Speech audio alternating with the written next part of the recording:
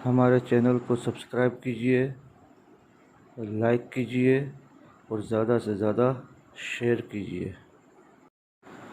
السلام علیکم ورحمۃ اللہ وبرکاتہ۔ الحمد للہ وکفی وسلام علی عبادہ الذین اصطفی۔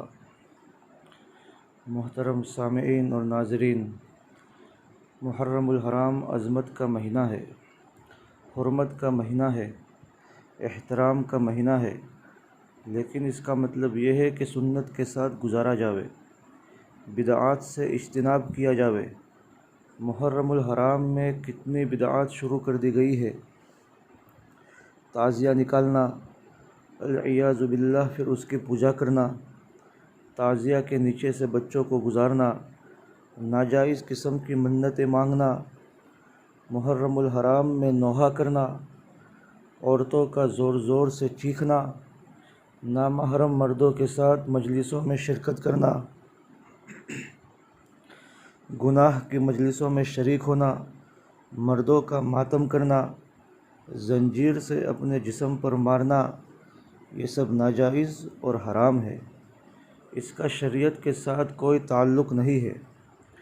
کسی بڑے کے جانے پر غم کا ہونا طبیعت اور فطرت ہے، کسی چھوٹے کے جانے پر غم کا ہونا یہ طبیعت اور فطرت ہے۔ بغیر اختیار کے آنکھ سے آنسو نکل جانا یہ طبیعت ہے، لیکن باقاعدہ اس کی محفلیں سجانا کہ روئیں گے، غم کریں گے، ماتم منائیں گے، یہ خرافات ہے۔ اسی طرح محرم الحرام کے مہینے میں یہ سمجھنا کہ شادی کرنا منحوس ہے، نکاح کرنا ٹھیک نہیں ہے، یہ غلط ہے۔ اس نظریے کو بدلنا ضروری ہے۔ لہذا محرم الحرام میں نکاح کرنا یہ شریعت کے مطابق ہے، شریعت کے مخالف نہیں ہے۔ آپ صلی اللہ علیہ وسلم نے نکاح کے فضائل بیان کیے ہیں، آپ صلی اللہ علیہ وسلم نے نکاح کی ترغیب دی ہے۔ نکاح رمضان میں ہو تب بھی جائز، محرم میں ہو تب بھی جائز، کسی بھی مہینے میں ہو، نکاح پر کوئی پابندی نہیں ہے، بلکہ خود حضور پاک صلی اللہ علیہ وسلم کا پہلا نکاح حضرت خدیجۃ الکبریٰ رضی اللہ تعالی عنہا سے محرم میں ہوا ہے، تاریخ الخمیس میں ہے۔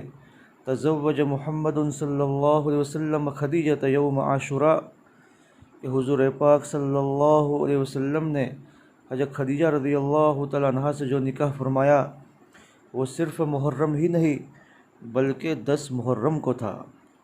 اسی طرح حضور پاک صلی اللہ علیہ وسلم کی زوجہ مبارکہ حضرت صفیہ رضی اللہ تعالی عنہا سے جو آپ کا نکاح ہوا وہ محرم الحرام سن 7 ہجری میں ہوا۔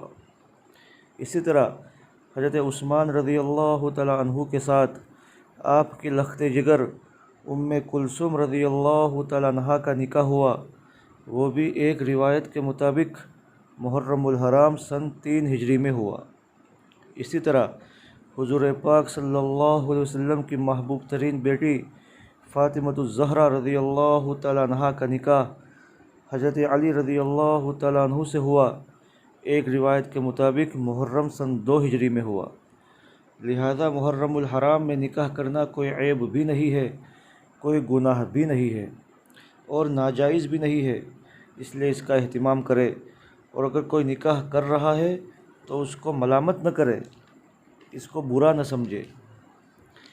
اسی طرح محرم الحرام کے مہینے میں کالا لباس پہننا کہ یہ غم کا لباس ہے، یہ ناجائز اور غلط ہے۔ اگر کوئی محرم کے مہینے کو غم کا مہینہ سمجھ رہا ہے اور غم کا مہینہ سمجھ کر کالا لباس پہنتا ہے، چاہے مرد ہو چاہے عورت ہو، تو یہ ناجائز اور حرام ہے۔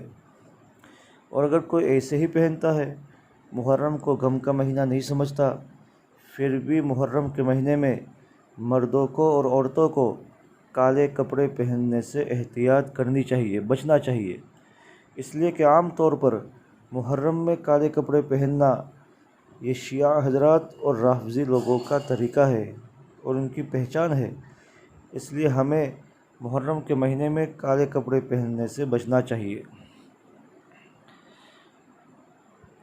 حضرت حسین رضی اللہ تعالیٰ عنہ بہت بڑے ہیں، ہمارے سر کے تاج ہے، حضور پاک صلی اللہ علیہ وسلم کے نواسے ہے، حضرت علی رضی اللہ تعالیٰ عنہ اور حضرت فاطمہ رضی اللہ تعالیٰ عنہا کے لخت جگر ہے، نوجوان جنتیوں کے سردار ہے، لیکن ان کے نام کی سبیل لگانا جائز نہیں ہے۔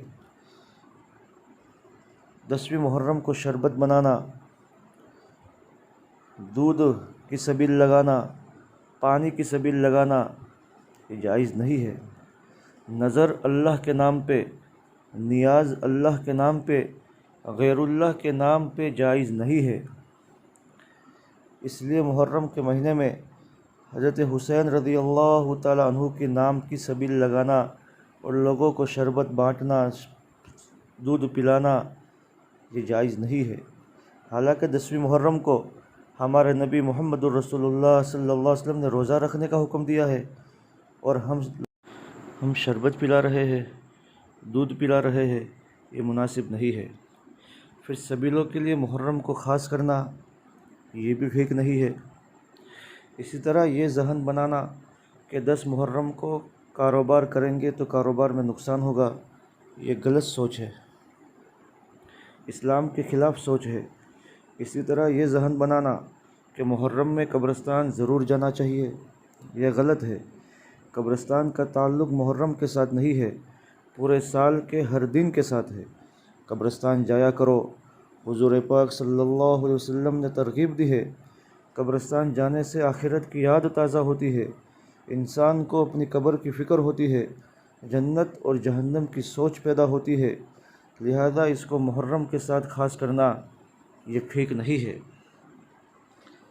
لہذا میری گزارش آپ تمام اہل سنت والجماعت کے لیے ہے کہ یہ کام آپ کو نہیں کرنے ہیں۔ اگر کوئی کرے تو وہ اس کا مسئلہ، ہم کو اس سے غرض نہیں ہے۔ ہمیں اپنے نوجوانوں کو، اپنے بوڑھوں کو، اپنے بچوں کو، اپنی خواتین، ماں، بہن اور بیٹیوں کو خرافات سے بچانا ہے، بدعات سے بچانا ہے، اور ان تمام کو سنت پر لگانا ہے۔ اللہ تبارک و تعالی ہم کو اتباع سنت کی توفیق دے اور بدعات سے بچنے کی توفیق عطا فرمائے۔ وآخر دعوانا ان الحمد للہ رب العالمین۔